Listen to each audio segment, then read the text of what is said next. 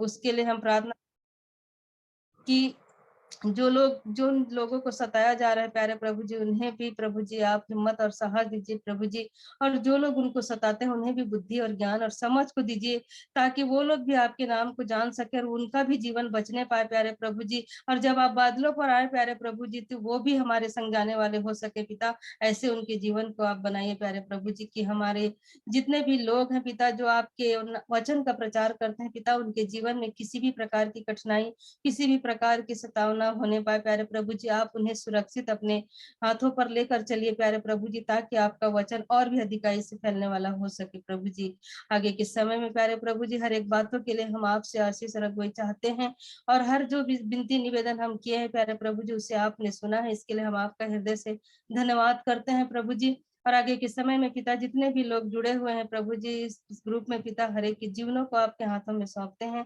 और इस प्रार्थना को उद्धारकर्ता मसीह यीशु के नाम से मांग लेते हैं, आमीन।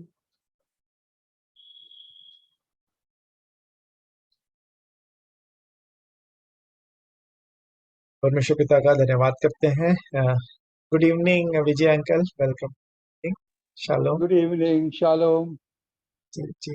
तो अंकल आज यही सोचे कि जैसा हम चाहें, हम ज्यादा लोग हैं नहीं, तो सुनीता दीदी ने सुझाव दिया कि हम प्रार्थना में समय बिताएं, तो उन्होंने विभिन्न विषयों के लिए प्रार्थनाएं की हैं। दीदी का धन्यवाद, सबों के लिए भी प्रार्थना करने के लिए। और अभी समय है कि हम सभी कुछ ना कुछ, जैसा प्रभु अगुवाई करते हैं, जिस भी बात से जैसा भी चाहे, चाहे वचन का भाग शेयर करना हो, गवाही देना हो, प्रार्थना करना हो, गीत के द्वारा, जैसे भी हो, हम सभी उस समय का सदुपयोग करें प्रभु की महिमा के लिए और हम सबकी आत्मिक उन्नति के लिए। तो अभी आगे सर।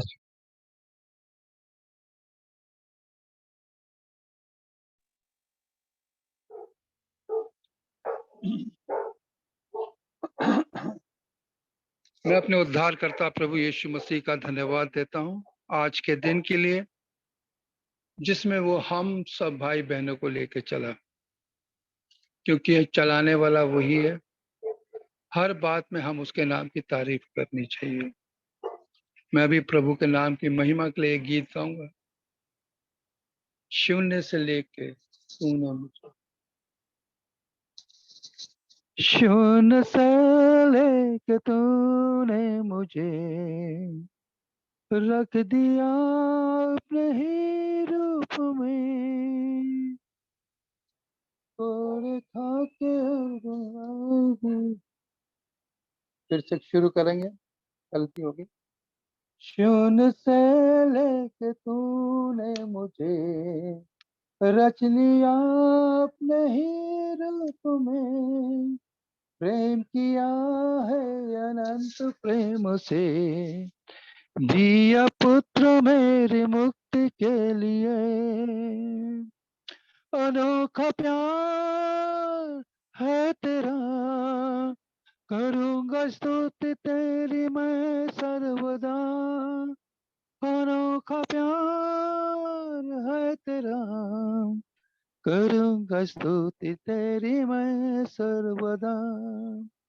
जग में आया यीशु स्वर्ग छोड़ के, मेरा सारा दंड सह लिया उसने, कोड़े खा के क्रूस उठा के यीशु ने मुझे मुक्ति और चंगाई दे दी है।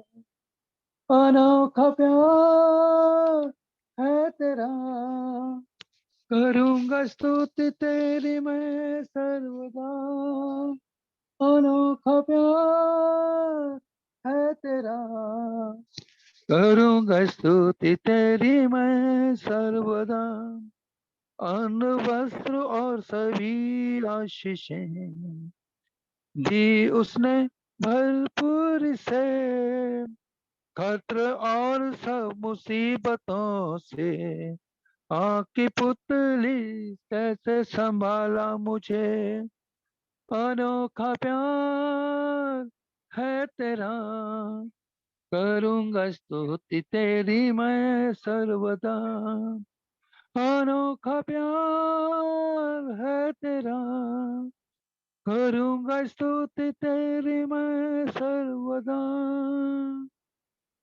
प्रभु का धन्यवाद हो उसके नाम की महिमा और तारीफ हो कि उसने मुझे इस गाने को गाने के लिए और उस गाने शून्य से लेकर अब तक उसने मुझे बचाया है। इस गाने के लिए मैं प्रभु का धन्यवाद देता हूँ।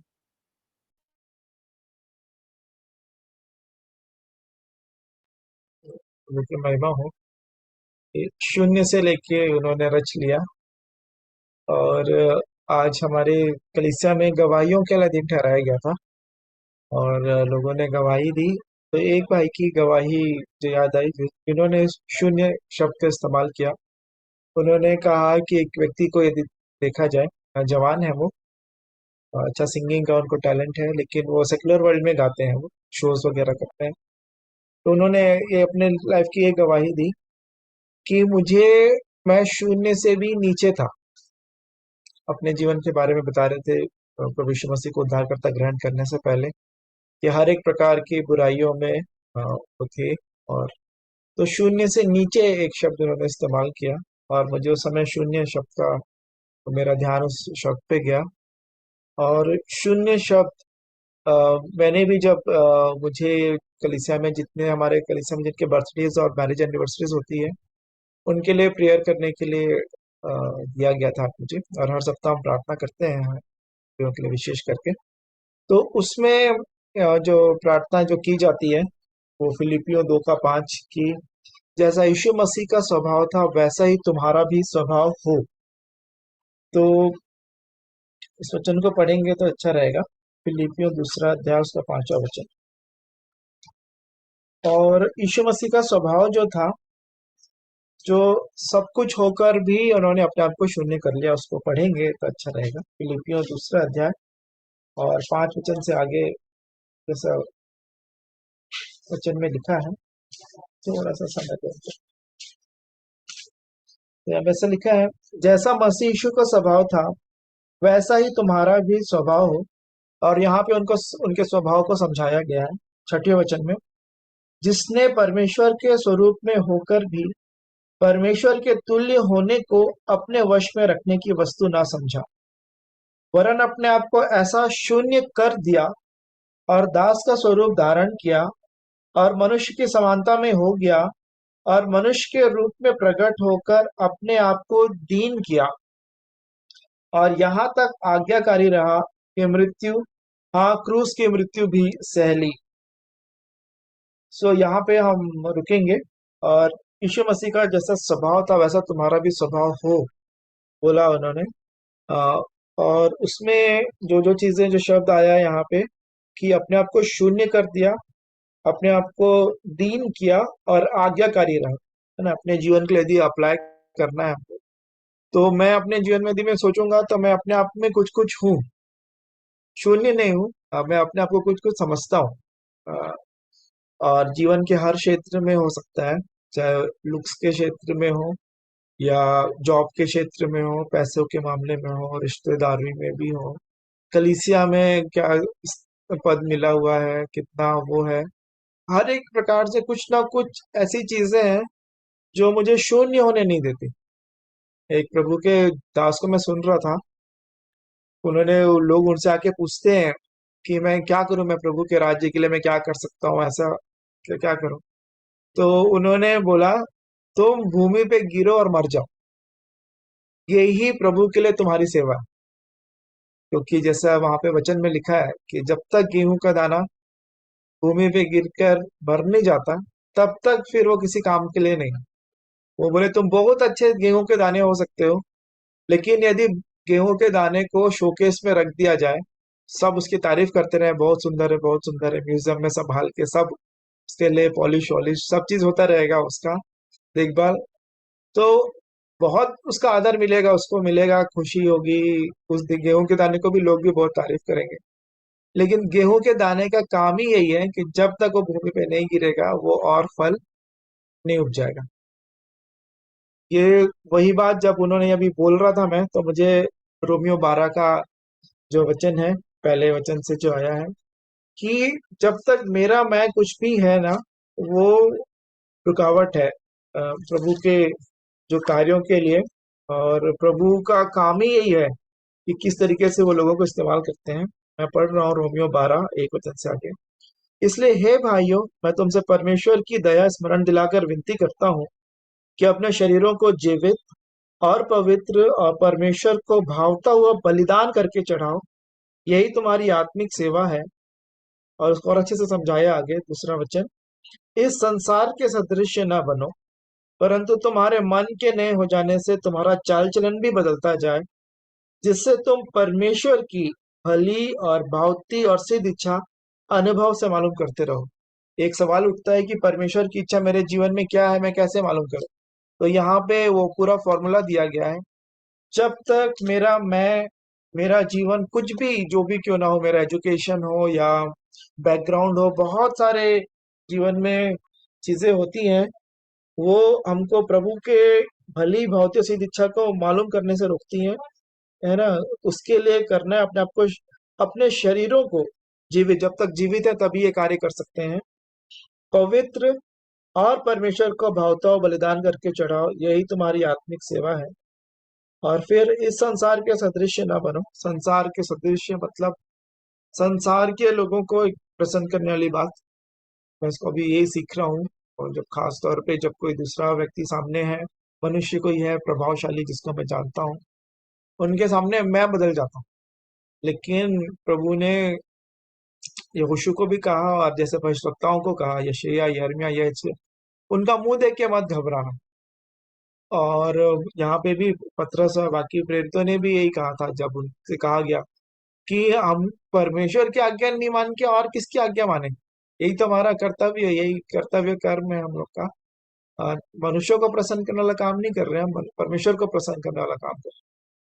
और उसमें जो चीज यही जरूरत है कि अपने आप को फिर मरना पड़ेगा। अपने आप को मरना पड़ेगा मतलब अपनी तारीफ के लिए या फाइनेंशियल लॉस के लिए।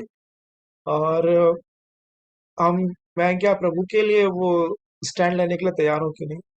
और पिछले दिनों प्रभु मुझे उसी बात पे, जब प्रभु यीशु मसीह की जब परीक्षा हुई थी, जब वो बपतिस्मा लेके ऊपर आए और पवित्र आत्मा उनको जंगल में ले गया कि इब्लिस के द्वारा उनकी परीक्षा हो, तो 3 क्षेत्रों में परीक्षा हुई थी। रोटी के लिए, और फिर धन विभव के लिए, है ना। और तो मैंने उसी बात में अपने आप के जीवन को भी यही देखा कि प्रभु यीशु मसीह की इस बात में परीक्षा हुई थी, तो मेरी भी परीक्षा इन्हीं क्षेत्रों में होगी। एक तो खाने पीने के क्षेत्र में, और ये कि प्रूफ करना है मुझे, यदि तू परमेश्वर का पुत्र है तो तू इस रोटी से क्या कि पत्थर बन जाए। एक तो वो डाउट लेके आता है, और दूसरा रोटी के क्षेत्र में पूरा धन विभव और सारा ऐश्वर्य दिखा दिया, और तू प्रणाम कर दे, झुक जाना। यही तो हमारे जीवन में भी मेरे ख्याल से, रोटी में मेरे ख्याल से पैसे भी आते हैं, कि जिससे रोटी, पैसे से हम रोटी खरीदते हैं, तो उसके लिए झुक जाना, या प्रभु का जो सामर्थ्य दिया गया उसको उसके लिए इस्तेमाल करना। जैसे भक्ति कमाई का द्वार नहीं हो, पौलुस ने तीमुथियुस को लिखा। और फिर उसके बाद उन्होंने तो इसको कंक्लूड भी किया कि रुपए का लोभी सभी प्रकार की बुराइयों की जड़ है। तो पैसा और वैभव, लोगों के सामने तारीफ मिलना या बड़ाई चाहना, अच्छा नाम होना चाहिए, इज्जत, वहीं पे शून्य होने की आवश्यकता है। कि पौलुस कहते हैं कि मुझे भूखा रहना भी आता है, और जब बहुत आयत होती तब भी मुझे कैसे चलना है वहां जाते हैं, क्योंकि जो मुझे सामर्थ्य देता है उसमें मैं सब कुछ कर सकता हूँ। और एक और वचन के साथ मैं खत्म करूंगा अपनी बात को, ताकि आप लोगों को भी अवसर मिले, जहाँ पे हम इस बात को कोट करते हैं कि परमेश्वर ने स्वयं कहा कि मैं तुम्हें कभी नहीं छोड़ूंगा, कभी नहीं त्यागूंगा।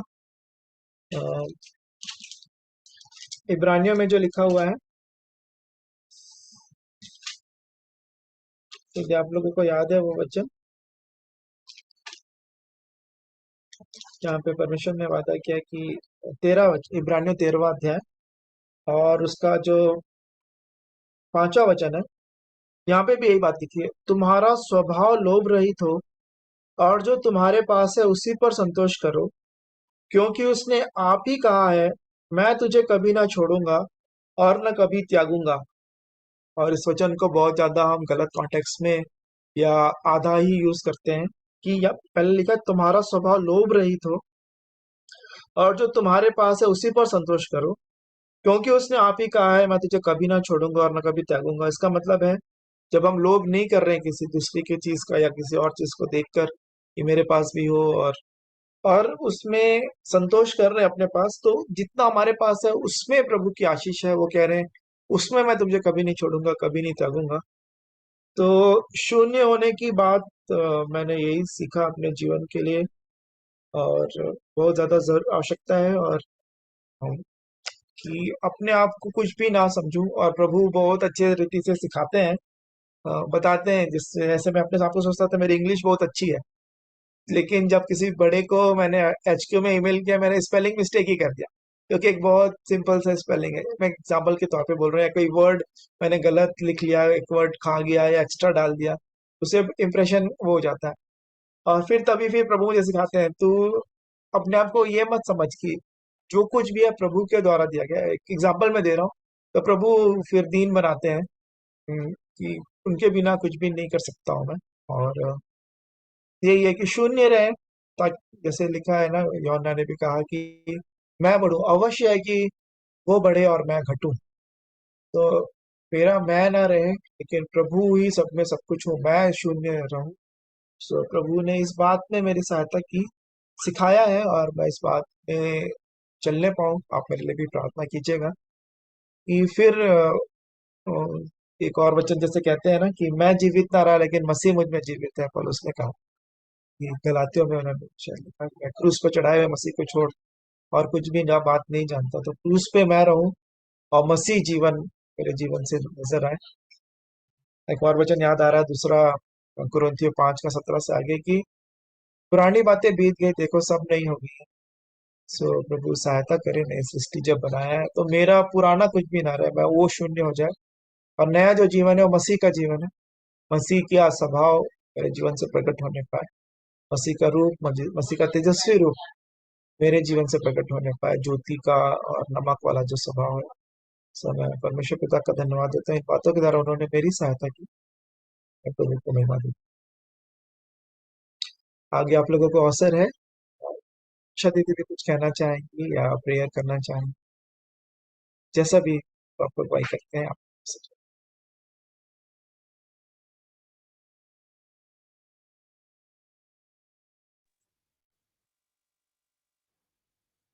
जय मसीह की सबको।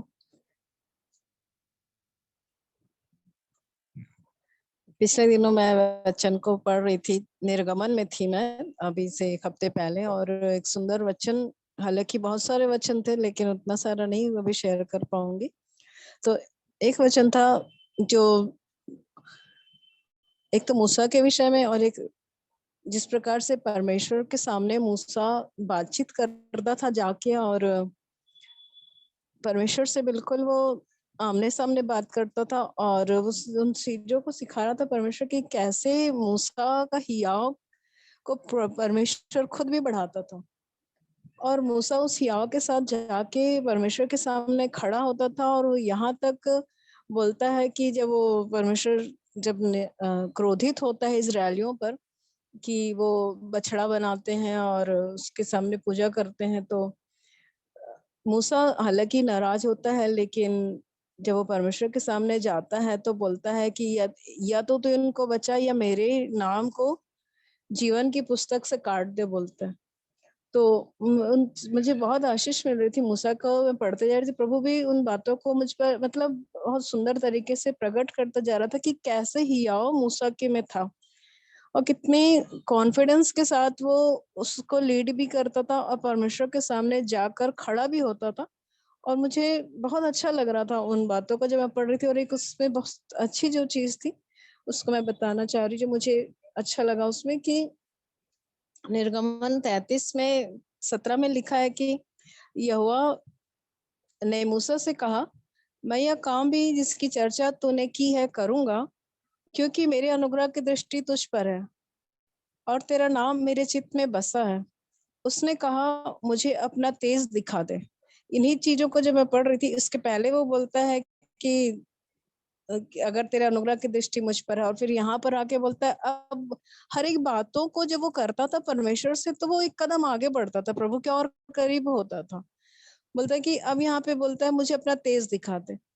फिर उसने कहा मुझे अपना तेज दिखा दे। उसने कहा मैं तेरे सम्मुख होकर चलते हुए तुझे अपनी सारी भलाई दिखाऊंगा और तेरे सम्मुख यहोवा नाम का प्रचार करूंगा। ये लाइन मुझे मुझे पता नहीं, मुझे कई साल हो गया वचन को पढ़ते हुए, लेकिन ये लाइन मुझे इतना ज्यादा अच्छी लगी कि बोलता है कि मैं यहोवा नाम का प्रचार करूंगा और जिस पर मैं अनुग्रह करना चाहूँ उसी पर अनुग्रह करूंगा और जिस पर दया करना चाहूँ उसी पर दया करूंगा। फिर उसमें जब उसने जो प्रचार किया उसमें लिखा है कि ये यहोवा का स्वभाव को उसने बताया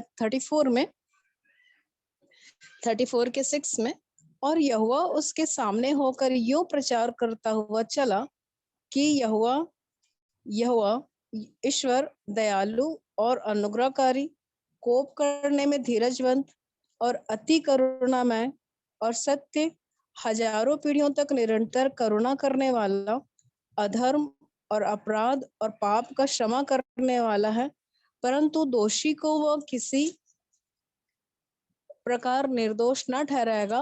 वह पितरों के अधर्म का दंड उनके बेटों वरण पोतों और परपोतों को भी देने वाला है। तब मूसा ने फुर्ती कर पृथ्वी की ओर झुककर दंडवत की और उसने कहा, हे प्रभु, यदि तेरे अनुग्रह की दृष्टि मुझ पर हो तो प्रभु हम लोगों के बीच में से होकर चले। ये लोग हठीले तो हैं, तो भी हमारे अधर्म और पाप को क्षमा कर और हमें अपना निज भाग मान के ग्रहण कर। मतलब जैसे जैसे परमेश्वर अपने आप को उस पर प्रकट करता था, वहां पर बोलता तेज दिखा, अब यहाँ पर बोलता है कि अब हमारे बीच में से होकर चले। तो इसी बात को प्रभु मुझे सिखा रहा था कि परमेश्वर का भी स्वभाव, जैसे यीशु मसीह का स्वभाव भी पढ़ रहे थे कि मन में नम्र और दीन, जैसे यीशु मसीह का जो स्वभाव वो हमारा स्वभाव। और ये बातें मुझे बहुत अच्छी लगी कि परमेश्वर ने भी अपने आप को यहाँ पे प्रचार किया और अपने आप को बताया कि वो कैसा है, और इसको बताकर मूसा का भी हियाव को बढ़ा रहा था और मूसा और करीब आया परमेश्वर के और बोलता है कि अब हमारे बीच में से होकर चल। पहले बोलता है तेज दिखा और उसके बाद बोलता है अब हमारे बीच में से होकर चल।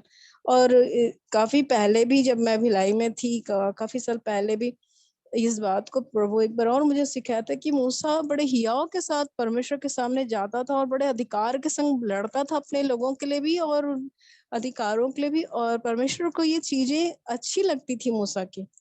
और प्रभु भी मुझे उन बातों को सिखाता था कि कैसे परमेश्वर के सामने आना आता था वो, तो मुझे भी वैसे ही परमेश्वर के सामने उतने हियाव के संग आना है। इन दिनों में यही चीजों को प्रभु सिखा रहा था और धन्यवाद देती हूँ मैं अपने पिता का और आप सबों का भी। प्रभु सबको आशीष दे। प्रभु का धन्यवाद हो। परमेश्वर पिता का धन्यवाद देते हैं निमिषा दीदी के लिए भी। और मुझे ये एग्जाम्पल भी याद आ रहा था जब मैं शून्य के बारे में बात कर रहा था, तो मूसा की तैयारी कैसी थी। वो जब मिस्री शिक्षा सब प्राप्त होने के बाद, राजकुमार होने के बाद, अपने आप को लगा कि उन्होंने कि मैं प्रभु के काम के लिए तैयार हूँ, लेकिन प्रभु ने फिर उनको 40 साल तक, है ना, कैसे वहां पे यहाँ देश में अपने ससुर के यहाँ चरवाही किया उन्होंने, फिर वहां पे तब तैयार हुए। जब शून्य कर दिया, सब मिश्री विद्या सब खत्म हो गई, ज्ञान व्यान शून्य किया, फिर प्रभु ने अपने राज्य के लिए इस्तेमाल किया। और फिर हमने देखा भी कैसे कितनी ऊंचाइयों में प्रभु के साथ बातचीत करते थे। सच में परमेश्वर पिता का धन्यवाद देते हैं कि, और यहोवा नाम का डेफिनेशन यहाँ पे लिखा हुआ है, तो इसको भी मैंने आज जाना। परमेश्वर पिता का धन्यवाद देता हूँ, महिमा हो। सो अभी हम प्रार्थना के साथ इस सभा को समाप्त करेंगे। आइए हम।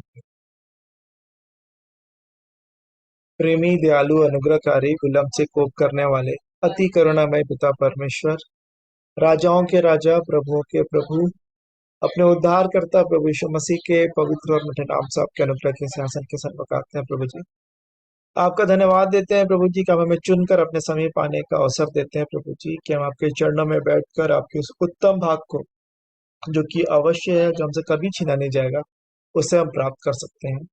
आपका धन्यवाद देते हैं प्रभु जी। आज जब संगति में जिन भी बातों से हर एक प्रियजन जो आशीषित हुए हैं, जो वचन हमारे हृदय में गया है, प्रभु जी हमें सहायता मदद करें कि उसे संभाल के अच्छी भूमि में संभाल के इसे रखा और उस रखें और उस वो फलवंत होने पाए प्रभु जी, कि सिर्फ ज्ञान नहीं लेकिन जीवन का जो वचन है वो हमारा जीवन अ, बनने पाए, ऐसी ध्यान रखना चाहता हूँ। इस वक्त विशेष प्रार्थना करते हैं मणिपुर राज्य के लिए प्रभु जी। वहाँ पे जो स्थितियां हैं प्रभु जी, अ, जो कि मैतेई और कुकी समुदायों के बीच में जो भी बहुत महीने भर से ज्यादा समय हो गया, तो ये सारी बातें हो रही हैं प्रभु जी। आपकी दया, आपके अनुग्रह चाहते हैं प्रभु जी, वहाँ पे शांति आने पाए। आप दया करें, अनुग्रह करें, आपके लोगों की सुरक्षा के लिए प्रार्थना करते हैं प्रभु जी। और जो विश्वासी मसीही जन है प्रभु जी, उनका विश्वास आप में और भी बढ़े प्रभु जी। और जितना भी आपके लोगों के पे सताव होता है प्रभु जी, उससे आपके राज्य की बढ़ती होती है और भी ज्यादा। तो हर एक उन प्रियों के लिए मैं प्रार्थना करता हूँ प्रभु जी, उनके छुटकारे के लिए, सुरक्षा के लिए, उनके परिवारों के घरानों के लिए प्रभु जी। और हम केंद्र की सरकार, राज्य की सरकारों के लिए प्रार्थना करते हैं, जितने मिलिट्री और पुलिस फोर्सेस हैं, जितने जो लोग हैं वहाँ पे जो डिप्लॉयड हैं, जो काम कर रहे हैं, अपना काम ईमानदारी से करें ताकि स्थिति जल्द से जल्द नियंत्रण में आने पाए। और प्रभु जी आपकी शांति वहाँ उस स्थान में आने पाए प्रभु जी, ऐसे ध्यान रखना चाहता हूँ प्रभु जी। और भी जो विभिन्न क्षेत्रों में आपके दास भक्त सन जो सताए जाते हैं सुसमाचार प्रचार के कारण प्रभु जी, आपकी चंगाई उनके जो छुटकारा उनके जीवन में आने पाए, उन पर प्रभु जी सुरक्षा उनको मिलने पाए, ऐसी ध्यान रखना चाहता हूँ प्रभु जी। हर एक जनों की प्रभु जी जो सहायता मदद जो मिलनी है प्रभु जी, आपकी ओर से मिलने पाए।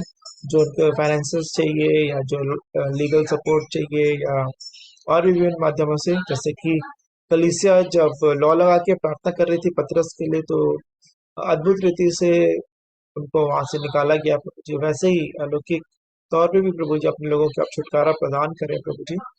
और होने दें कि हम भी प्रभु जी आपके सुसमाचार प्रचार के कार्य को आप जैसा चाहते हैं प्रभु जी, हम भी दूसरों तक पहुंचाने पाए प्रभु जी, कि हम जो जगत की ज्योति है, हमारी ज्योति दूसरों तक पहुंचने पाए प्रभु जी, जो आपके द्वारा हमको दी गई है, ताकि बहुत से लोग प्रभु जी आप आपकी बड़ाई करने पाए, आप पे विश्वास करने पाए और उनको उद्धार होने पाए। ऐसे ध्यान रखना चाहता हूँ प्रभु जी। डेविड अंकल के जीवन के लिए प्रार्थना करता हूँ प्रभु जी, स्वास्थ्य के लिए, आंटी जी के लिए, परिवार घराने के हर एक जनों के लिए प्रभु जी। और प्रभु जी हर एक बातों में वो भी संभाले जाए। शेखर मामू के लिए और उनके परिवार के लिए प्रभु जी, घराने के लोगों के लिए प्रभु जी। और भी जितने जो आपके दास भक्त संत जिनको हम जानते हैं, संजन जो प्रभु जी, जो विभिन्न स्थानों में रह के प्रभु जी आपके नाम की बड़ाई प्रशंसा करते हैं, सुसमाचार प्रचार करते हैं, तो जिन पर भी आपके आशीष चाहते हैं प्रभु जी। और हर एक जो आपकी कलीसिया के जो जन है प्रभु जी, सार्वभौमिक कलीसिया के लोग, छत्तीसगढ़ की कलीसिया के लोग, और जितने हमारे पहचान के जितने जो लोग हैं प्रभु जी, संगति में जो जुड़ते हैं जूम मीटिंग्स में, हम हर एक के जीवनों के लिए भी आपसे प्रार्थना करते हैं प्रभु जी, कि जो वचन हम सुनते हैं प्रभु जी, हमारे जीवनों में वो फलवंत होने पाए, कार्यकारी होने पाए, हर एक के विश्वास को बढ़ाएं प्रभु जी। और भी हम प्रिय प्रभु जी आपस में और भी ज्यादा संगति के लिए ललायित रहे, संगति में बढ़ते जाए प्रभु जी, क्योंकि आपने कहा जो जो उस दिन पर निकट आते थे क्यों थे और भी अधिक आपस में इकट्ठा होना ना छोड़ो, और एक दूसरे को प्रेम में भले कामों में उस्काते रहो। ऐसी दया और अनुग्रह चाहता हूँ जी। जो प्रिय शारीरिक तौर पे अस्वस्थ है, जिनके लिए प्रार्थना की गई, जिनके लिए प्रार्थना आप नहीं कर पाए प्रभु जी, उनके लिए भी प्रार्थना करते हैं। आप जानते हैं हर एक की आवश्यकताओं को। नयन धनेश्वरी सिन्हा के लिए प्रार्थना करते हैं प्रभु जी, जो उनके मनोरथ है आपके दया, आपके अनुग्रह में उनके जीवन से पूर्ण होने पाए प्रभु जी। और भी जितने भी जो प्रिय जिस भी उम्मीद से प्रभु जी आपके वचनों को सुनते हैं प्रभु जी मीटिंग्स के द्वारा, हम प्रार्थना करते हैं कि जैसे वो आत्मिक उन्नति कर रहे हैं प्रभु जी, वैसे हर एक बात में उन्नति करें और भले चंगे रहें। आत्मिक जीवन के जिस भी स्तर में है प्रभु जी, आत्मिक मार्ग में प्रभु जी, उद्धार के अनुभव में आने के लिए, उसमें मजबूती से बने रहने में, आपके बातों में और भी ज्यादा परिपक्व होने में, हर एक बातों में देखिए आप सहायता। एक बार फिर से हम हर एक के जीवनों को जो संगति में जुड़ सके उनके लिए धन्यवाद देते हैं। और होने दे प्रभु जी कि हमारा जीवन आपको प्रसन्न करने वाला जीवन हो प्रभु जी, और हम प्रभु जी आप में पाए जाएं, और आपके भय में, आपकी पवित्रता में अपना जीवन जीते रहें, और आपके नाम की बड़ाई प्रशंसा हमारे जीवन के द्वारा होने पाए, ताकि आपके दिन, आपके न्याय के दिन हम बड़े हियाव के साथ प्रभु जी निर्दोष और निष्कलंक आपके सामने प्रस्तुत किए जाएं। ऐसी दया अनुग्रह चाहे जो उद्धार करता प्रभु यीशु मसीह के पवित्र और मिठे नाम से मांग, आमीन। आइए हम प्रभु की प्रार्थना एक साथ कर लेंगे। आप अपने माइक्स को अनम्यूट कर सकते हैं ताकि हम एक साथ प्रार्थना करें। हे हमारे पिता, हे हमारे आप जो पिता, स्वर्ग में हैं, तू जो स्वर्ग में आपका है, नाम पवित्र तेरा माना जाए, नाम पवित्र माना आपका जाए, राज्य है, तेरा राज्य है, आपकी तेरी इच्छा जैसे स्वर्ग में जैसे पूरी हो स्वर्ग में पूरी होती वैसे है, पृथ्वी पर भी हो। वैसे इस पृथ्वी पर भी हो। हमारे दिन भर की हमारे रोटी दिन भर आज की हमें, रोटी आज हमें और दे, जिस प्रकार हम और अपने जैसे अपराधियों हम को अपने क्षमा किया अपराधियों को क्षमा करते वैसे ही हैं, आप भी हमारे अपराधों को वैसे ही क्षमा तू हमारे अपराधों को करें। क्षमा कर, परीक्षा में न हमें लाए, परीक्षा में परंतु बुराई से बचाएं। बुराई से बचा, क्योंकि राज्य, पराक्रम और महिमा और सदा की। सदा तेरी। आमीन। सो सबको धन्यवाद जुड़ने के लिए। जय मसीह कल फिर की शालोम। हाँ, की शालोम। कल फिर हम मिलेंगे डेविड अंकल के साथ 7 बजे से प्रार्थना का समय है और 7:30 से हमारे संगति का। तो आप सभी आमंत्रित हैं, आप दूसरों को भी आमंत्रित। यदि और कोई कुछ नहीं कहेंगे तो फिर मीटिंग एंड करेंगे। Good night, shalom. चलो